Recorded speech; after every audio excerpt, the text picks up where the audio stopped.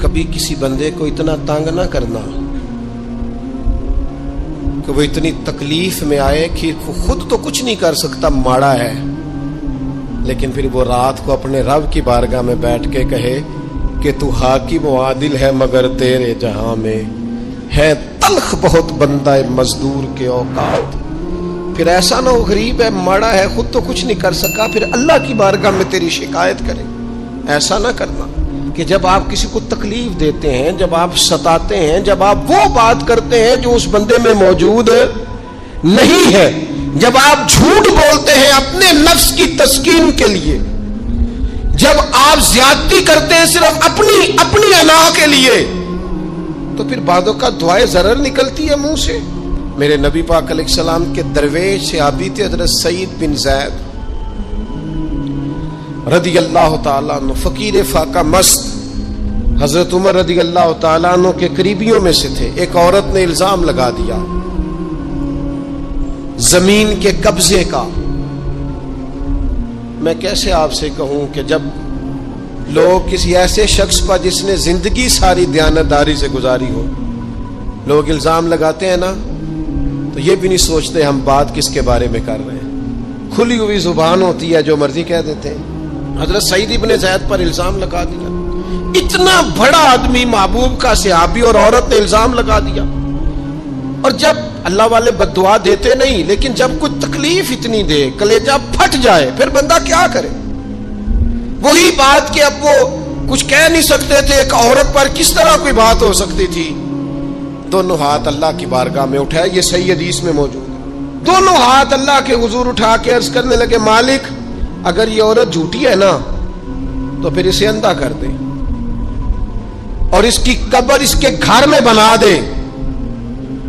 صحابہ فرماتے ہیں کہ حضرت سعید ابن زید کا تو وصال ہو گیا، زمانہ گزر گیا، لیکن ہم نے پھر اس بی بی کو اندھا ہوتے دیکھا ہے، پھر اس کے گھر میں کنواں تھا اور ہم نے اسے اپنے ہی گھر کے کنویں میں گر کے مرتے ہوئے بھی دیکھا ہے۔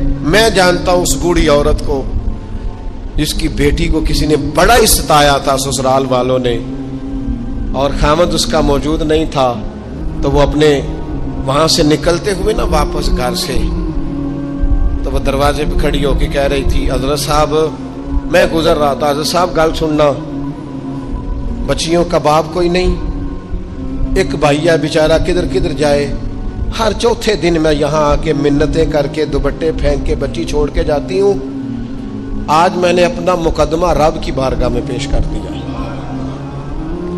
آپ گواہ رہے نا، میرا جرم صرف ہے کہ میں بیٹیاں دی ماں ہوں، گواہ رہے نا آپ، میں نے مقدمہ اللہ کے حضور درج کرا دیا ہے، بیٹی کو حوصلہ دے کے جاتی ہوں، خود نہیں سوتی میں ساری رات، مجھے پتہ ہے میری بیٹی کے ساتھ زیادتی ہو رہی ہے، اور ان کو بھی پتہ ہے لے جا کوئی نہیں سکتے، بندے ماڑے ہیں، تو یہ روز ظلم کرتے ہیں۔ اب میں نے وہ مقدمہ درج کرا، آپ گواہ رہنا، میں نے بڑا منایا اس اماں کو، میں نے کہا ماں اتنے سخت جملے نہ کہنے لگی، کلیجہ اندر سے پھٹ گیا، چھلنی ہے۔ ایک شخص کے کمرے میں جاتی تھی معافی مانگنے، چلو بچی سے غلطی ہو گئی تو اٹھ کے دوسرے کمرے میں چلا جاتا تھا، میں دوسرے میں جاتی تھی، چونکہ میں بیٹی والی ہوں۔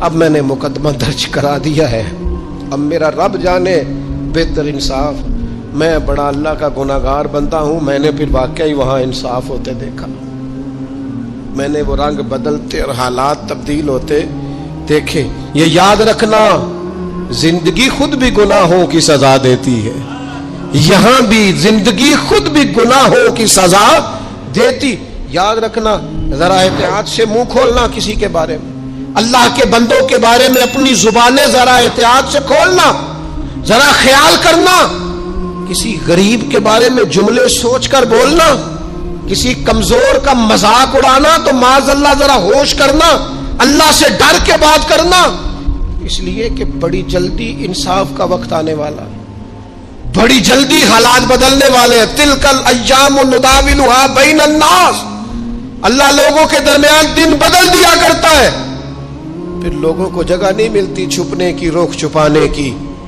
دو ہی باتیں آج آپ کے سامنے رکھی ہیں، ایک تو نیکوں سے دعا لے لو، اللہ والوں سے دعا لے لو، ماں باپ سے دعا لے لو، بزرگوں سے دعائیں، اور دوسرا بد دعاؤں سے بچ جاؤ، دعائے ضرر سے بچ جاؤ، کسی کو اتنا نہ ستاؤ کہ وہ بیچارہ خود کچھ نہ کر سکے اور اللہ کے حضور تمہاری شکایت کرے، بچو۔ وہ میں نے بہت پرانا ایک جملہ کہا تھا، پھر کہتا ہوں، غریبوں کی بد دعائیں دن میں نہیں ستاتی، غریبوں کی بد دعائیں رات کو ستاتی۔ جب اے سی پورا لگا ہو، گھر پورا بہترین بنا ہو اور نیند نہ آئے، اور اپنے ہی گھر سے خوف آئے، اور اپنے ہی مقام سے بندہ بے چین ہو کے اٹھے، اور کبھی چھت پہ اور کبھی نیچے، اور پتہ نہیں مجھے کیا ہے اور پتہ نہیں مجھے کیا ہے، تو پھر وہ استغفار کرے، پھر وہ جس کو ستایا اس سے معافی مانگے، پھر جس کا دل توڑا ہے اس سے جا کے اللہ کی رضا کے لیے معافی مانگ کے آئے، اس لیے کہ کچھ سکون ایسے ہیں جو صرف معافیوں سے ملتے ہیں۔ نبی پاک رحمت للعالمین ہے، لیکن جب حضور گزرے نا ایک دن طواف بیت اللہ شریف کر کے، تو کفار نے پھبتیاں کسیں، بار بار بلا بھلا کا، ایک طواف بھی حضور نے کر لیا، دوسرا بھی کر لیا، تیسرا بھی، اور پھر انہیں اوجڑیاں ڈالی، کئی تکلیفیں دی، تو اس وقت حضور نے پھر دعا کی تھی، اے اللہ گن لے ان لوگوں کو، گن مالک ان بندوں کو یہ اتنی تکلیف دیتے ہیں۔ حضرت صدیق اکبر فرماتے ہیں وہ جن کے لیے محبوب نے اس دن دعا کی تھی وہ چن چن کے بدر میں قتل ہوئے، سارے گن گن کے وہ لوگ قتل ہوئے۔ کیوں ہم کسی کو اتنا ستائیں کہ اس کے منہ سے پھر ایسے جملے نکلیں جو ہم سے سنبھالے نہ جا سکے؟ ہم ڈٹے ہوئے لوگ۔ سرکار نے فلاح انسانیت کے لیے جو دوسرا کام کیا نا، وہ لوگوں کو احساس دلایا ہے کہ اگر غلطی ہو جائے تو تم نے بندوں کے سامنے اپنے آپ کو کلیئر نہیں کرنا، تم نے تو رب کے سامنے اپنے آپ کو کلیئر کرنا، اللہ کے سامنے تم نے بچنا ہے کہ میرا گناہ معاف۔ اور حضور احساس پیدا کرتے تھے۔ بخاری شریف میں قبیلہ غامدیہ کی اس عورت کا تذکرہ موجود ہے جو خود آئی تھی، کوئی گرفتار کر کے نہیں لایا تھا، از خود آئی، احساس پیدا ہو گیا نا گناہ کا۔ یہاں بہت ساری غلطیاں کر کے بھی لوگ جب اپنی بات کرتے ہیں تو کہتے ہیں کبھی یاد تو نہیں کسی کے ساتھ زیادتی کی ہو، یاد تو نہیں کبھی کسی کا، بھئی آپ نے اتنے بڑے ولی ہونے کا دعویٰ کر دیا۔ انسان تو انسان رہتا ہے۔ بڑے بڑے لوگ کہہ گئے کہ یا اللہ اگر انجانے میں بھی بھول گئے ہیں تو ہم سے درگزر فرما، لیکن جب ہم تیار ہی نہیں ماننے کو۔ حضرت انس بن مالک کہتے ہیں وہ خاتون آئی، کوئی پکڑ کے نہیں لایا، کسی 14 دنوں کے ریمانڈ پہ نہیں اسے منوایا گیا، اسے وہ خود بخود آئی، اور کریم محبوب علیہ السلام کے سامنے جب وہ کھڑی ہوئی تو اتنے درد سے میں نے کم لوگ روتے دیکھے ہیں جس درد سے وہ روئی۔ عرض کرنے لگی حضور میں غلطی کر بیٹھی ہوں، مجھ سے زنا ہو گیا، مجھے پاک کر دے۔ تو محبوب کریم علیہ السلام نے فرمایا تو کیسے ثابت کرے گی تو نے گناہ کیا؟ یعنی مجرم کو ثابت کرنا پڑ رہا ہے کہ میں گناہ گار۔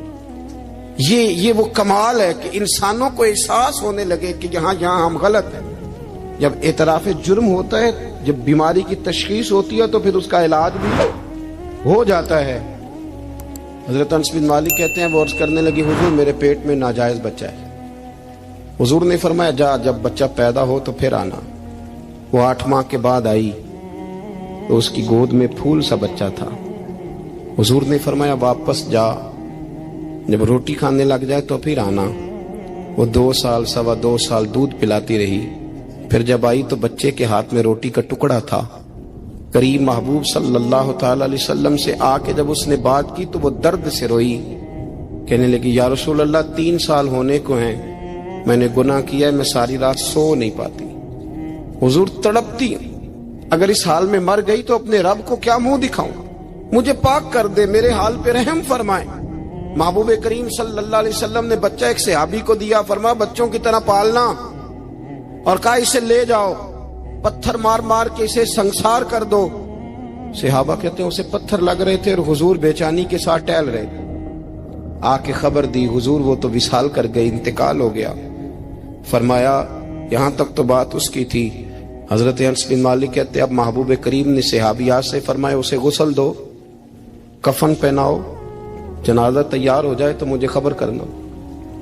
حضرت انس بن مالک کہتے ہیں غسل ہوا، کفن ہوا، جنازہ تیار ہوا تو حیران ہم تب ہوئے جب میرے محبوب نے فرمایا صفے بناؤ میں خود جنازہ پڑھاؤں گا، میں خود جنازہ پڑھاؤں، اور سرکار نے جنازہ پڑھایا تو ایک شخص کی زبان سے نکلا حضور اس ملعون کا معاذ اللہ جنازہ جس نے ناجائز بچہ جنا، اس کے لیے آپ دعا کر رہے ہیں جنازہ پڑھا۔ حضور فرمانے لگے خاموش ہو جاؤ، تم نے گناہ دیکھا ہے اس کا احساس نہیں دیکھا، تم نے غلطی دیکھی ہے لیکن اس کی توبہ کا انداز نہیں دیکھا۔ اور صاحب کنز العمال نے یہ لفظ نقل کیے ہیں کہ کریم محبوب فرمانے لگے اس نے تو ایسی شاندار توبہ کی ہے کہ اگر میں اپنی ساری امت میں بانٹ دوں تو اللہ سب کی مغفرت فرما دے گا۔ احساس جب پیدا ہو جاتا ہے نا اپنے دل کے اندر کہ یہاں میں غلط ہوں، ان العبد اذا اعترف ثم تاب تاب اللہ علیہ او کما قال نبی صلی اللہ علیہ وسلم، رواہ مشکات۔ حضور نے فرمایا جب کوئی بندہ کہتا ہے نا اللہ میں بھول گیا تھا اور پھر وہ توبہ کرتا ہے تو رب اس کی توبہ کو فوراً ہی قبول فرما لیتا ہے۔ حضرت عبداللہ بن حذافہ جہاد کر رہے تھے، روم کے عیسائیوں نے گرفتار کر لیا، 1000 آدمی نے مل کے پکڑا، گرفتار نہیں ہوتے تھے صحابی، 1000 آدمی نے گھیرا ڈالا، گرفتار کر کے لے گئے، اور جب بادشاہ کے سامنے گئے تو وزیر کہنے لگا بادشاہ بندہ بڑے کام کا ہے، اگر ہمارے قابو آ گیا تو فائدہ دے گا، صحابی ہیں حضرت عبداللہ بن حذافہ، حضرت فاروق اعظم کا زمانہ ہے، اگر قابو آ گیا تو فائدہ دے گا۔ بادشاہ کہنے لگا کیوں کیا خوبی ہے؟ کہنے لگے ہم 1000 آدمی تھے، یہ اکیلا قابو نہیں آ رہا تھا، 1000 آدمی تھے، اگر ہماری فوج میں شامل ہو گیا تو بہت بڑا جرنیل ملے گا۔ بادشاہ کہنے لگا کوئی مسئلہ نہیں، 2-3 چیزیں ہوتی ہیں بندے کو خریدنے کے لیے، خرید لیتے ہیں۔ بادشاہ کہنے لگا عبداللہ جتنی دولت تجھے چاہیے میں تجھے دے دیتا ہوں، میرے لشکر میں آ جا، معاذ اللہ اسلام چھوڑ دے۔ حضرت عبداللہ بن حذافہ کیا فرماتے ہیں بڑا تو بیوقوف ہے، میں نے دولت کمانی ہوتی تو مدینے میں بیٹھ کے تجارت کرتا، میں دولت کمانے نہیں نکلا، میں تو رسول اللہ کی رضا کمانے کے لیے نکلا ہوا ہوں۔ دولت کمانی ہوتی تو کسی مارکیٹ میں ہوتا، میدان میں آنا تھا، شہادت ہے مطلوب مقصود مومن، نہ مال غنیمت نہ کشور کشائی، یہ دولت تو لونڈی ہے رسول اللہ کے دروازے کی، یہ تو پیچھے پیچھے پھرتی ہے نبی پاک کے غلاموں، یہ کمانی ہوتی تو میں کسی مارکیٹ میں ہوتا، میدان میں تھوڑا ہوتا۔ عبداللہ بن حذافہ سے دوسری چال چلی، کہنے لگے میاں عہدہ جو تجھے چاہیے، میں بادشاہ ہوں، میرے نیچے جو عہدہ تو کہے گا وہ تجھے مل جائے گا۔ حضرت عبداللہ بن حذافہ کہنے لگے شاید تجھے پتہ نہیں میری تعریف کیا ہے، شاید تو جانتا نہیں میری تعریف کیا ہے۔ کہا صاحب کی کیا تعریف ہے؟ کہنے لگے میں رسول اللہ کا صحابی ہوں اور کائنات میں سب سے بڑا عہدہ مصطفیٰ کے صحابی ہونے کا عہدہ ہے۔ صحابہ وہ صحابہ تھے جن کی ہر صبح عید ہوتی تھی، خدا کا قرب حاصل تھا، نبی کی دید ہوتی تھی۔ فرمایا میں نے حضور کے جلوے دیکھے ہوئے ہیں، مجھے عہدے کی ضرورت ہی نہیں، اور میں نے عہدہ لینا ہوتا تو میں سیاست کرتا، میں تو شہادت لینے نکلا ہوں میدان میں، عہدے کا میں نے کیا کرنا ہے۔ اب بادشاہ کہنے لگا اسے قتل کر دو، وزیر کہنے لگا نہیں ایک بات اور ہے، مجھے ایک چال اور چلنے دو۔ کہا وہ کیا؟ کہنے لگے میری بیٹی بڑی خوبصورت ہے، مجھے موقع دو اپنی ہی بیٹی کو سجا بنا کے، وہ جوان جس کی جوانی اتنی بڑی ہے کہ 1000 آدمی مقابلے میں کھڑا نہیں ہوتا، اس جوان کے کمرے میں رات کی تنہائی میں بنا سوار کے بی بی کو بھیجا۔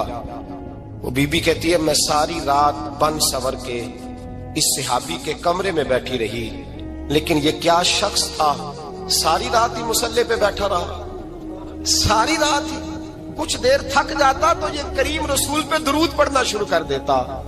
بی بی کہتی ہے سحری ہو گئی تو میں نے چھو کے دیکھا کہ انسان ہے کہ جن ہے، یہ بندہ ہے کہ فرشتہ ہے، چھو کے دیکھا۔ کہنے لگے پیچھے ہٹ جا، میں نے کہا میں نے تو سنا تھا تو 1000 کے مقابلے میں ہے اور تو اتنا بے حس ہے کہ بنی صبری دلہن بیٹھی ہے، تو نے نظر نہیں کی۔ عبداللہ بن حذافہ، بی بی کہتی ہے نظر پھر نہیں اٹھائی، نظر پھر جھکی ہوئی ہے۔ کہنے لگے بی بی میں مجبور ہوں، اب میرے اوپر کوئی حسن نہیں چلتا، میں نے جلوائے بددہا کا دیدار کیا ہوا ہے، اب میری نگاہوں میں جچتا نہیں کوئی، اس لیے کہ جیسے میرے سرکار ہے ایسا نہیں کوئی۔ کبھی بھی اب نہیں کسی کا میرے اوپر جادو چلتا، میں نے مصطفیٰ کو، اور کہا ذرا پیچھے ہٹ کے بیٹھ، مجھے میرے رسول نے غیر محرم سے بچنے کا حکم دیا ہے، ذرا پیچھے ہٹ کے بیٹھ۔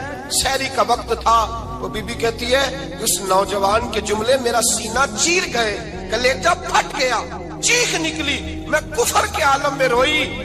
میں نے کہا مجھے بتا تو صحیح، آخر یہ جذبہ کہاں سے ملتا ہے؟ آخر یہ روشنی تو میں نے دیکھی نہیں، کہاں سے آتی ہے؟ ایک میرا باپ ہے جو بنا سور کے مجھے تیرے کمرے میں چھوڑ گیا، بتلا یہ کہاں سے کیف آتے ہیں؟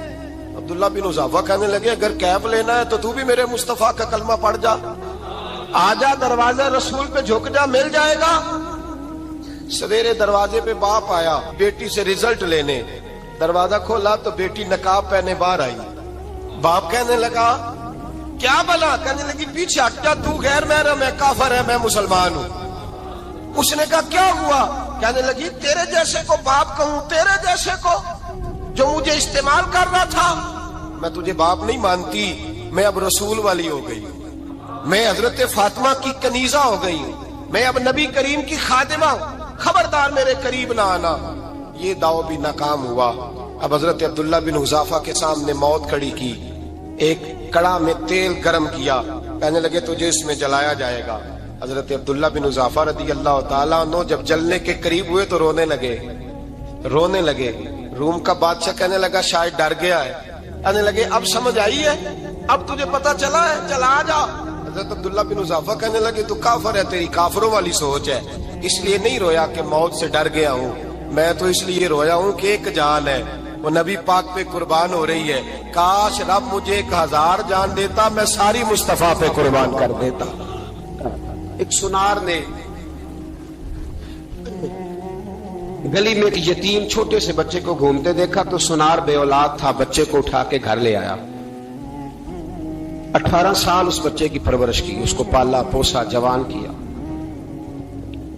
سنار کے پاس وہ دکان پہ چلا جاتا، وہ کئی دفعہ دکان پہ رہتا، کئی دفعہ گھر میں رہتا۔ ایک دفعہ وہ دکان پہ تھا، بچہ گھر تھا، 18 سال کا جوان، اس کی بیوی اکیلی تھی، وہ جس نے ماں بن کے پالا تھا اس نے اسی پہ حملہ کر دیا، اس کا بازو بری نیت سے تھاما، بیوی چیخی، تھوڑی دیر گزری تو وہ نوجوان پیروں میں بیٹھ گیا، کہنے لگا اماں پتہ نہیں مجھے کیا ہوا۔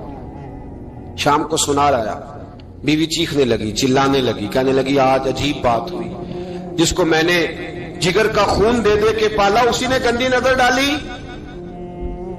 سنار محو حیرت ہے، بیوی کا خیال تھا کہ لاٹھ اٹھائے گا، ڈنڈا اٹھائے گا، نوجوان کو مارے گا، لیکن وہ رونے لگ گیا۔ اس نے کہا آج اس نے میرا بازو تھاما ہے، جانے کیا کیا ہے؟ پریشان ہونے لگ گیا، سجدے میں گر گیا، کہا تو بتاتا کیوں نہیں؟ تو وہ سنار کہنے لگا اس کی غلطی نہیں، 18 سال کے بعد آج مجھ پر بھی شیطان سوار ہوا تھا۔ ایک عورت آئی تھی، وہ اپنے بازوؤں میں چوڑیاں پہننا چاہتی تھی تو میں نے بھی گندی نظر سے ہاتھ ڈالا تھا، رب کریم نے مجھے فوراً اس کی سزا دی۔ جن کے گھروں میں بیٹیاں ہوتی ہیں ان کی نظریں گندی نہیں ہوتی، جو بیٹیوں کے باپ ہوتے ہیں، جو بہنوں کے بھائی ہوتے ہیں، ان کی نظریں گندی۔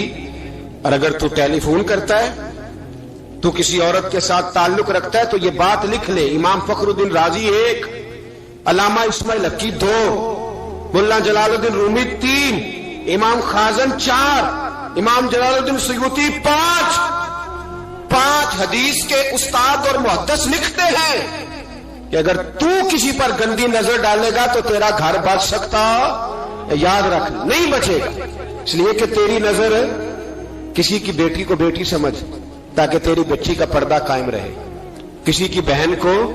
یہ کیا بات ہوئی کہ تو جتنا مرضی گند معاشرے میں پھیلاتا رہے تیرا گھر بچا رہے؟ یہ کیسے ہو سکتا ہے؟ فَإِنَّ لَهُ مَعِيشَةً ضَنْكَ، اللہ فرماتے ہیں زندگی تنگ ہو جائے گی تیرے لیے مشکل، تو ڈھونڈتا پھرے گا کہ میں مرنے کو جگہ تلاش کروں۔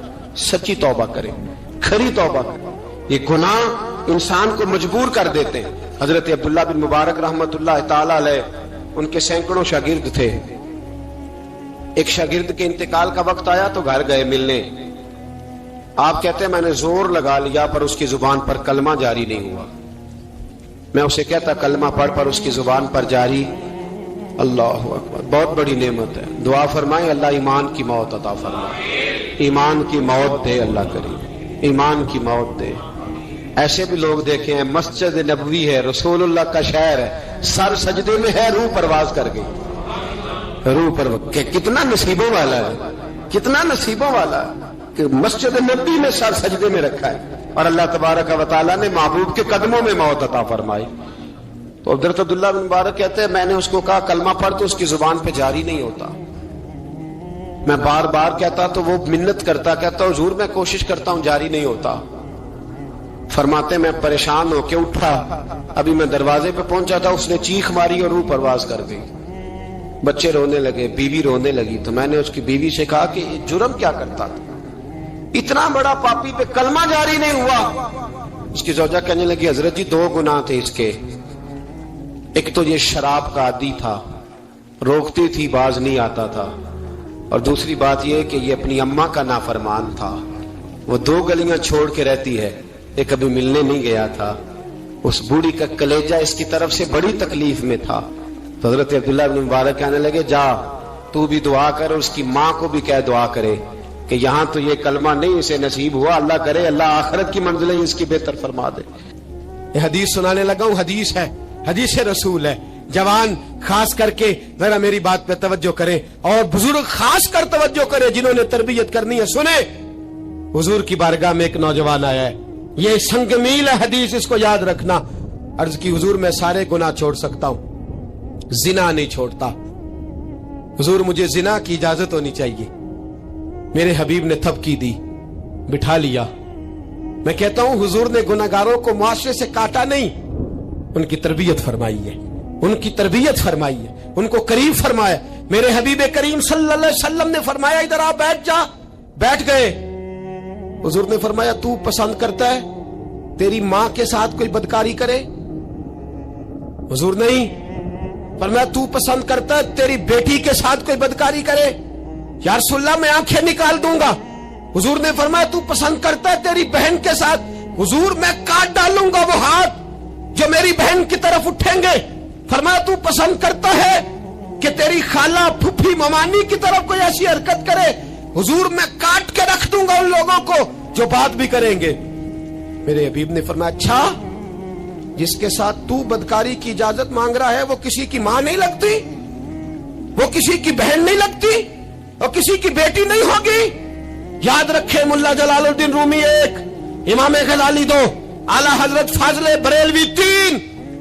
بزرگ متفقہ طور پہ لکھتے ہیں، فرماتے ہیں جو گند کے ساتھ دوسرے گھر میں تاڑتا ہے وہ اپنے گھر کی خیر منا لے. جو گندی نظر دوسروں پہ رکھتا ہے وہ اپنے گھر کی خیر منا لے. اس لیے کہ جو جرم وہ کسی کے کھاتے میں ڈالے گا وہ سزا بن کے اس کے گھر کی طرف لوٹا دیا جائے گا. جو بدکاری وہ کسی کے کھاتے میں ڈالے گا وہ سزا بن کے اللہ اس کے گھر کی طرف لوٹا دے گا. اگر اپنے گھر کو پاک رکھنا چاہتے ہو تو دوسروں کی طرف پاک نظر رکھنی شروع کر دو. اگر چاہتے ہو کہ تیرا گھر